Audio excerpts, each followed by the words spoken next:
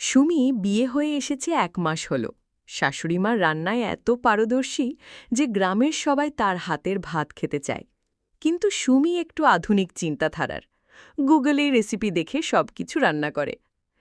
একদিন সুমি বলল, মা, কাল আমি ভুনা খিচুড়ি রান্না করব, আপনি একটু সাহায্য করবেন? শাশুড়িমা হেসে বললেন, আমি তো পুরনো পদ্ধতিতে করি, তোমার তো গুগল রেসিপি আছে। সুমি মুচকি হেসে বলল, গুগলে আপনার মতো স্বাদ আসে না তো। শাশুড়িমা বুঝে গেলেন বউ আস্তে আস্তে নিজের জায়গা তৈরি করছে। পরের দিন সুমি ভুলা খিচুড়ি করল, কিন্তু একটু বেশি লবণ পড়ে গেল। বিরক্ত হয়ে সে বলল, ইস মা, একটু বলে দিলেই পারতেন কতটা লবণ দিতে হয়। শাশুড়িমা মুচকি হেসে বললেন, সব রেসিপি দেওয়া যায়, কিন্তু স্বাদের মাপ লুকিয়ে রাখতে হয় মা, ওইটাই তো গোপন মশলা। দুজনেই হেসে উঠল। রান্নাঘর যেন এক প্রেমের ক্ষেত্র হয়ে উঠল, বউ আর শাশুড়ির বন্ধনের।